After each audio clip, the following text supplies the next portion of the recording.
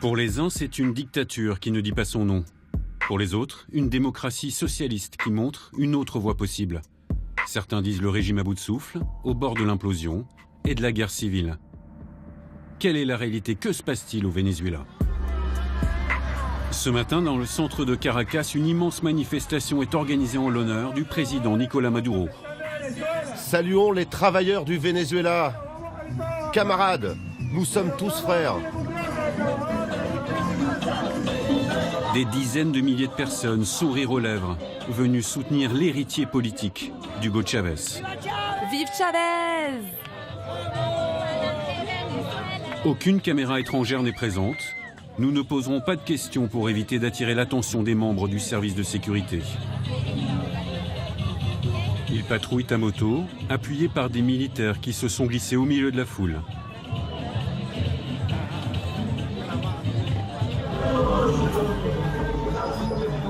Ces militants sont aujourd'hui le visage de la révolution bolivarienne.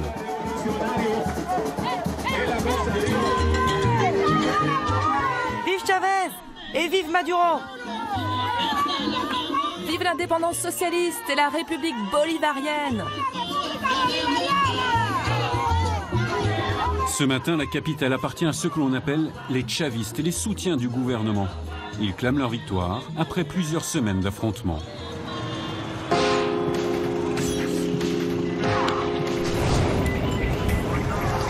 Deux camps se sont opposés dans les rues de Caracas. Violemment. Des scènes de guerre civile. Policiers contre protestataires, plus de 120 personnes tuées de part et d'autre. Et des blessés qui se comptent par centaines. Ces manifestants d'opposition dénoncent l'autoritarisme du président Nicolás Maduro qu'ils accusent d'être responsable de la pire crise économique que le pays ait jamais connue. Partout dans Caracas aujourd'hui, des files d'attente pour acheter de la nourriture. Le pays manque de tout, la pénurie est criante et visible. Les pharmacies sont vides, impossible aujourd'hui de trouver des antibiotiques. L'inflation est vertigineuse, elle pourrait dépasser les 2000% cette année selon les projections du FMI. La monnaie, le bolivar ne vaut plus rien. Voilà ce que représentent 50 € changés au marché noir. À notre arrivée dans la capitale, omniprésent peint sur tous les murs le regard de l'ancien président Hugo Chávez. Les militaires quadrillent la ville. Nous allons passer 15 jours dans cette capitale réputée la plus dangereuse au monde. 4000 homicides rien que l'année dernière. Pour rencontrer ceux qui croient encore dans les idéaux de Chávez, ceux qui soutiennent envers et contre tout son héritier, Nicolás Maduro, en immersion avec les irréductibles du régime, mais aussi ceux qui en sont revenus.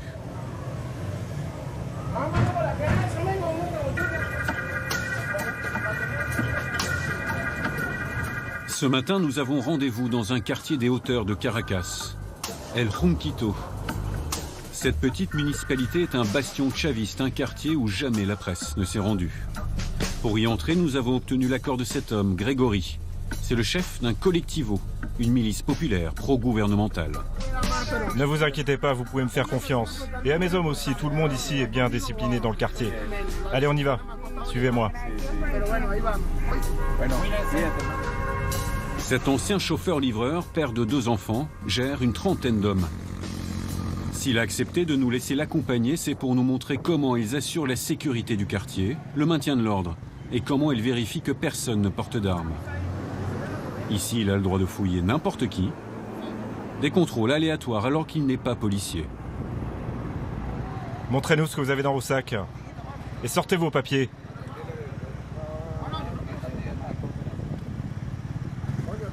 Vous savez qu'il y a des mecs qui volent là-bas plus haut? Oui, vous devriez faire gaffe. Ces collectifs de citoyens armés ont été créés à l'initiative du président Maduro pour éradiquer la criminalité qui sévit dans les quartiers pauvres. Ici, sur cette route, il y a énormément de vols, de motos, de téléphones. Les délinquants arrêtent les passants, les braquent avec une arme et volent tout ce qui passe. Donc nous on patrouille pour tenter de les prendre en flagrant délit. Après on avise, soit les mecs se défendent et on fait ce qu'on peut, soit on arrive à les arrêter. Alors on les livre aux autorités compétentes. En fait, vous travaillez main dans la main avec la police. Oui, on se coordonne avec la garde nationale, la police. On est bien organisé. Et on s'entraide. Si on a besoin d'armes, ils nous en prêtent. Ils portent cet insigne du ministère de l'Intérieur pour ne pas être confondus avec les délinquants. Leurs armes sont cachées dans leurs sacoches. Les quartiers populaires de Caracas vivent aujourd'hui sous la coupe de ces miliciens.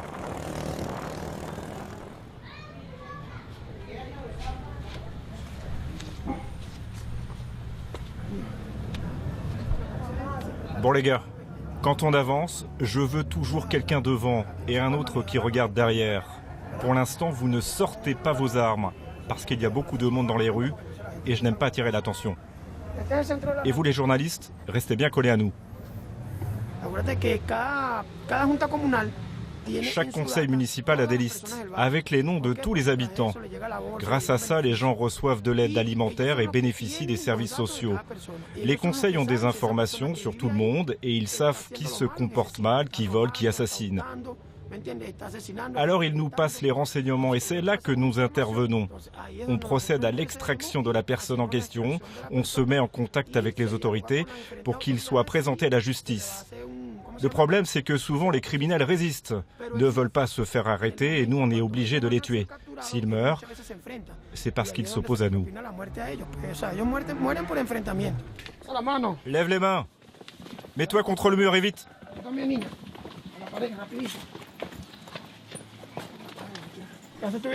Qu'est-ce que tu fais ici, toi? Allez, écarte les jambes. Tu viens d'où comme ça? Du quartier en bas. Et tu fais quoi ici, là? Tu viens faire quoi? Allez, barrez-vous. En courant. Et tu m'as pas vu, ok? Et toi, mec? Oui, toi. Reste où tu es. Dans ce quartier, tout le monde doit se soumettre à ces contrôles aléatoires. Lève les mains. Et ta chemise. Et vous derrière, là, je veux plus vous voir. Filez. Et personne ne semble s'y opposer. T'as quoi dans tes poches? Mes clés, mon téléphone. Comme s'ils étaient devenus une habitude. T'habites où? Au panorama. Allez-y, mademoiselle. Allez-y, madame. Ici, on doit tout contrôler. Tous les jeunes qui ont l'air suspects, on vérifie. Pour moi, tout le monde est suspect. Personne n'est innocent. Ces derniers mois, ces milices se sont taillées une sombre réputation. L'opposition a dénoncé leurs exactions durant les manifestations. Vous avez participé aux manifestations en renfort. Exactement. Et on est obligé d'employer la force, encore plus que la garde nationale, et en essayant de n'agresser personne. Mais quand ceux d'en face nous tirent dessus avec des armes, nous sommes obligés de répliquer et nous défendre d'une manière ou d'une autre.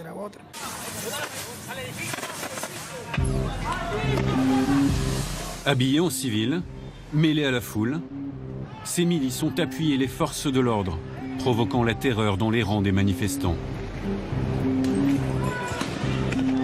C'est la face invisible des affrontements qui explique aussi leur violence. Au cocktail Molotov répondent les tirs tendus des forces de l'ordre, des grenades lacrymogènes, des balles en caoutchouc et même les tirs à balles réelles.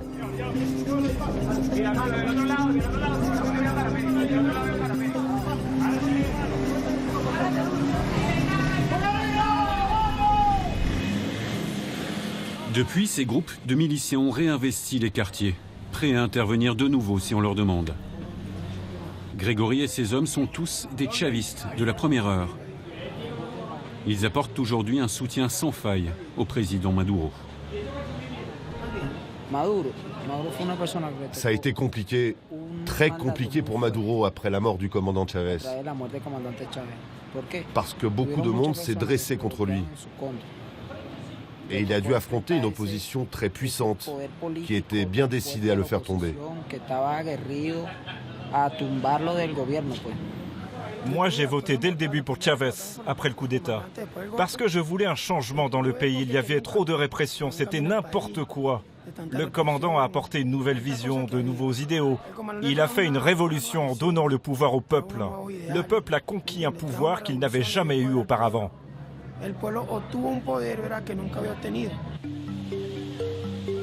Sous Chavez, l'État a largement investi dans des programmes sociaux, de logement, de santé et de transport. Profitant de l'embellie des prix du pétrole dont le pays possède les plus grandes réserves au monde. Hugo Chavez lui-même voulait faire de son pays un exemple de démocratie socialiste pour le monde entier. Nous vivons dans un monde où règne le pessimisme, les forces négatives, les menaces, l'insécurité et la faim. La faim augmente dans le monde, mais au Venezuela, elle diminue. La pauvreté augmente dans le monde, mais au Venezuela, elle diminue. Cela ne me rend pas fier. Cela nous oblige à travailler davantage pour ne pas échouer. 5 ans après cette déclaration, Chavez est mort. Nicolás Maduro lui a succédé. Il doit faire face aujourd'hui, ironie de l'histoire, à une pénurie alimentaire sans précédent. Caracas vit aujourd'hui la faim au ventre au point que ses habitants fouillent dans les poubelles. Et ce qu'ils ne peuvent dire haut et fort, ils l'écrivent sur les murs de la ville. Maduro assassin.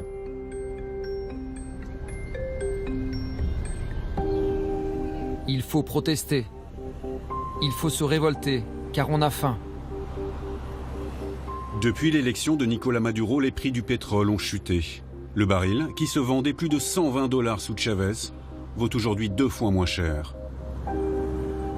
Les caisses sont vides, le Venezuela manque cruellement de devises. Conséquence, le pays qui dépend à plus de 90% des importations n'a plus les moyens d'acheter à l'étranger de quoi nourrir sa population. Avec l'inflation et le marché noir, les prix ont été multipliés par 100. Supermarchés et boucheries ne sont plus approvisionnés. Quand on trouve de la viande, le kilo coûte près d'un salaire minimum, l'équivalent de 1 000 € en France. Pour les chavistes, tout cela est la faute de la contrebande et des entreprises privées qui ne produisent plus rien. En réponse à ces pénuries, le gouvernement a lancé des distributions de nourriture à prix réduit l'année dernière. Nous sommes restés dans le quartier de Junquito sur les conseils de Grégory pour voir comment s'organisent ces distributions avec d'autres militants. Tous sont membres d'un CLAP, un comité local d'approvisionnement et de production. Ils sont chargés de distribuer un sac par mois, comme celui-ci, aux familles à faible revenu. 10 kilos de produits de première nécessité, vendus 1 €.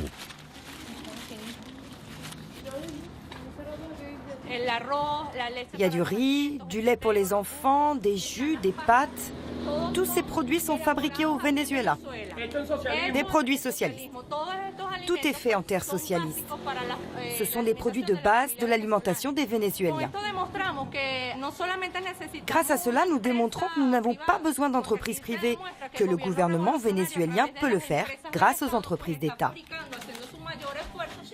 Montrez bien les détails des produits. Tout cela ne coûte que 1 €. L'explication vire à la leçon de propagande. Les aliments sont la fierté du gouvernement. Les étiquettes portent même les articles de la Constitution. Il faut que ce bon travail soit vu partout dans le monde. Que les gens sachent qu'aujourd'hui au Venezuela, il y a la paix. Qu'ils voient qu'il y a une révolution en marche. Ce que l'on veut ici, c'est la patrie. Nous voulons la patrie et la patrie nous l'avons. Chavez est vivant. Nous vivrons et nous vaincrons. Et vous faites comment pour savoir à qui distribuer les sacs de nourriture? Alors nous donnons le sac pas seulement aux gens qui sont en faveur du processus révolutionnaire, mais aussi à ceux de l'opposition. Ici, nous croyons à la révolution. Et le processus révolutionnaire soutient le président Nicolás Maduro. Et je remercie sincèrement le gouvernement vénézuélien pour les efforts qu'il fait pour son peuple.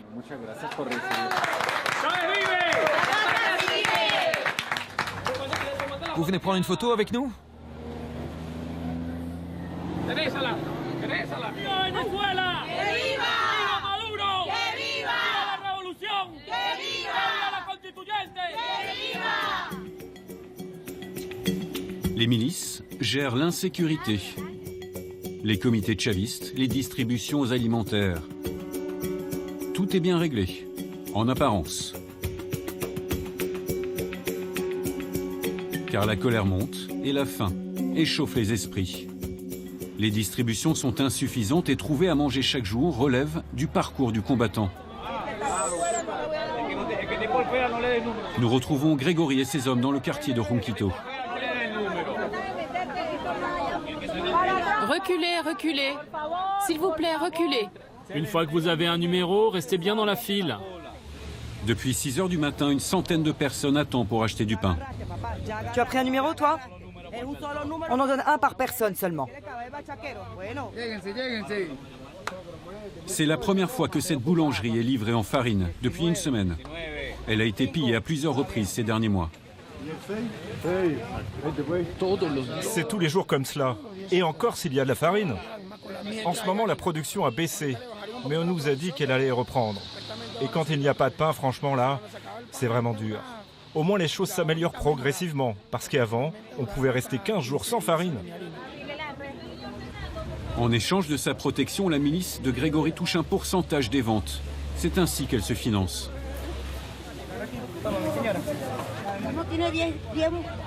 Et quand on a une famille nombreuse, on fait quoi? Avec un seul petit sac de pain, je m'en sors pas, moi. Isabelle est femme au foyer. Elle vit avec ses 5 enfants, son mari et ses parents.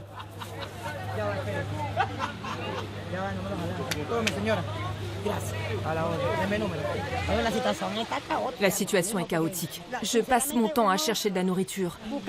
On va d'un endroit à un autre sans en trouver suffisamment. Mais comment je fais, moi? Il n'y a plus de farine, ni de pâtes, ni même de riz. Et si jamais vous en trouvez, c'est hors de prix. Au moins, j'ai réussi aujourd'hui à acheter 8 pains. Et vous gagnez combien par mois? Mon mari gagne 3 € par semaine. Et des tickets d'alimentation. Mais aujourd'hui, on peut rien acheter avec. Un paquet de pâtes ou de riz coûte presque 1,50 €, la moitié de son salaire. Même les supermarchés n'affichent plus les prix. La situation est pourrie. Mais il faut bien s'accrocher. Il y a quelques jours, le gouvernement a décidé de relever le salaire minimum de 40%. Il a décidé aussi une baisse des prix pour les denrées de première nécessité. Malgré tout, même parmi les jeunes miliciens chavistes, certains sont révoltés par cette situation. David a 23 ans, il a voté Maduro aux dernières élections. C'est terrible. J'ai même vu des enfants pleurer. Ils disaient « mais moi aussi je veux du pain, moi aussi je veux manger ». Ce sont des enfants qui attendent dans la file tôt le matin, âgés de 8 ans à peine. Et quand le président Maduro vous explique que tout ça c'est à cause du sabotage de l'opposition, vous en pensez quoi? Ah, la guerre économique, écoutez, franchement, personne ici ne fait rien pour améliorer la situation. On arrive bien à produire de la nourriture avec les entreprises d'État. Alors s'ils fabriquent de la farine et qu'ils l'offrent gratuitement à certains, pourquoi tous les magasins ne sont pas approvisionnés? Dites-moi. Des doutes et des questions même chez les partisans. Nicolás Maduro, conscient que le discours officiel a de plus en plus de mal à passer, décide d'asseoir encore plus son autorité. En juillet, il fait élire une nouvelle assemblée, l'Assemblée constituante, qui lui est totalement acquise. L'opposition boycotte les élections qu'elle qualifie de mascarade. Des soupçons de fraude pèsent sur le scrutin. On peut lire sur les murs de cette nouvelle assemblée: Ici, nous sommes en territoire chaviste. Personne ne doit dire du mal, ni de Chavez, ni de Maduro.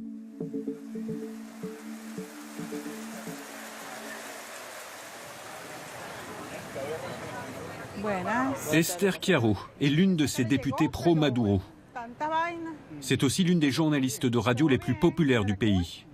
C'est grâce à elle que nous entrons exceptionnellement dans ce lieu, d'habitude fermé aux caméras. Parmi les élus, on croise le fils de Nicolás Maduro, lui aussi député. Et Esther le connaît très bien.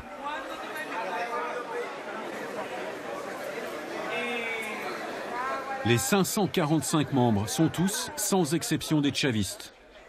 Le tout premier cercle du pouvoir actuel. Ils sont chargés d'écrire une nouvelle constitution. Premier symbole de cette reprise en main, les médias. Et c'est le dossier d'Esther.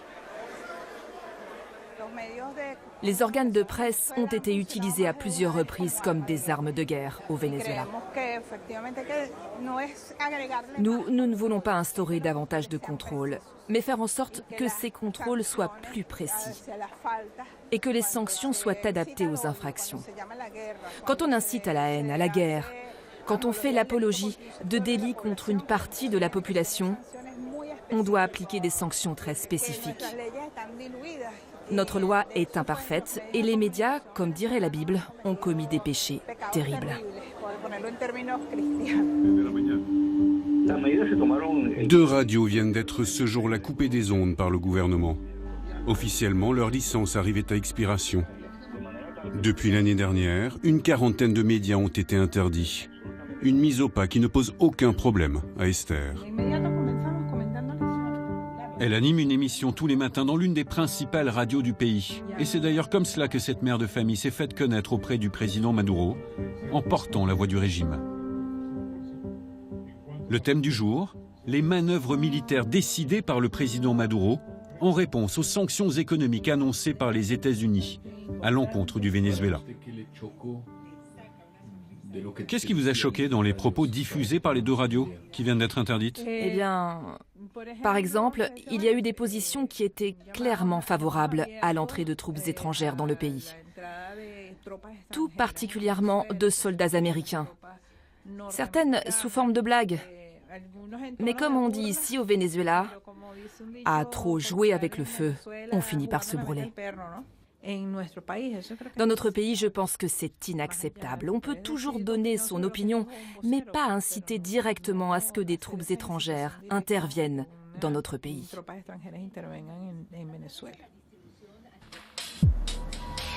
Sans état d'âme, elle restreint chaque jour un peu plus la liberté d'expression.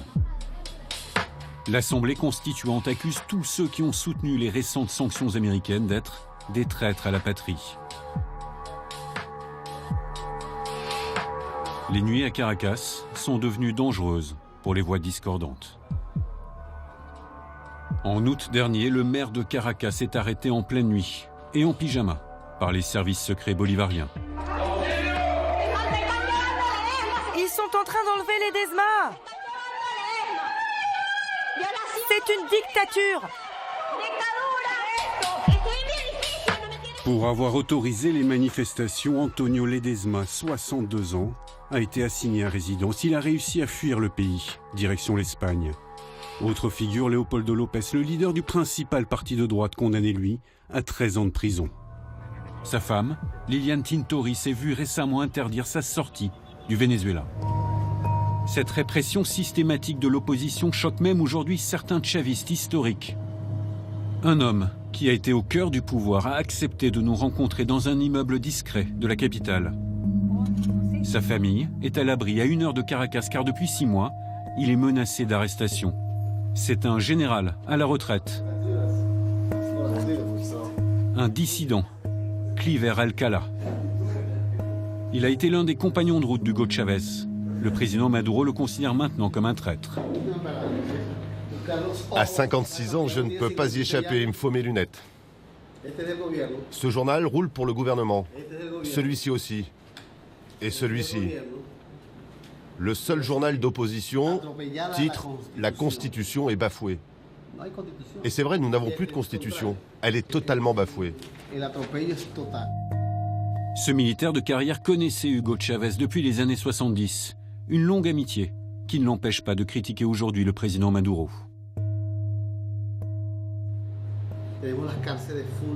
Nos prisons sont pleines de Vénézuéliens que l'on a mis là au seul motif qu'ils pensent différemment, qu'ils ont manifesté. Et quelle que soit la manière, le droit de manifester est garanti par notre Constitution. Mais c'est pourtant Hugo Chávez lui-même qui a demandé aux Vénézuéliens de voter pour Maduro. Oui, mais parce que Chávez ne savait pas dans quoi il s'engageait. Il s'est trompé totalement. Il y a aujourd'hui un recul gigantesque de la démocratie à cause de la mise en place d'un gouvernement extrêmement autoritaire et qui le devient chaque jour un peu plus.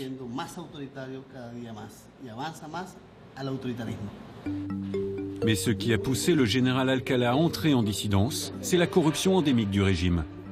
Selon les témoignages d'anciens ministres chavistes, entre 100 et 300 milliards de dollars auraient été volés par les proches du pouvoir ces 15 dernières années. Il est certain que la corruption a toujours existé au Venezuela. Elle n'a pas été créée par ce gouvernement. Cela fait longtemps qu'elle se pratique ici. Mais l'ampleur que cela a pris ces 4 dernières années, c'est brutal. Et parler de cela, ce que je fais ouvertement, c'est prendre un risque pour sa vie dans ce pays.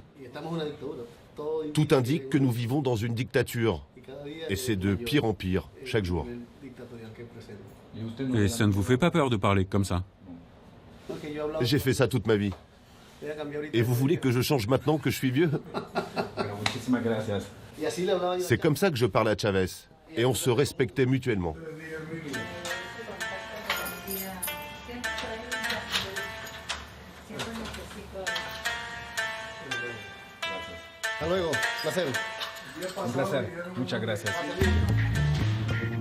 Des figures historiques qui se désolidarisent.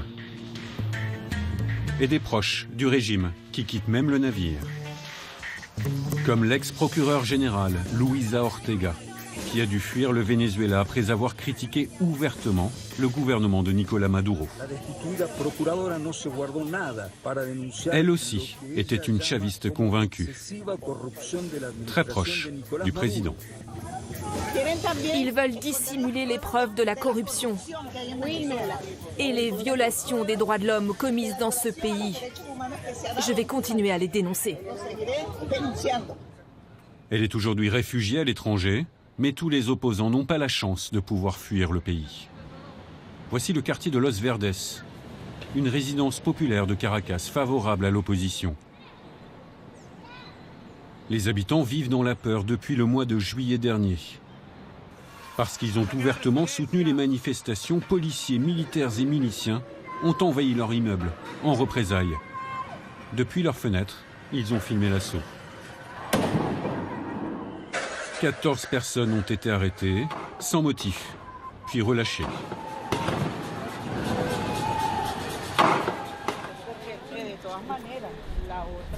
Nathalie et son amie Christina gèrent la copropriété. Elles ont vu de quoi le régime était capable.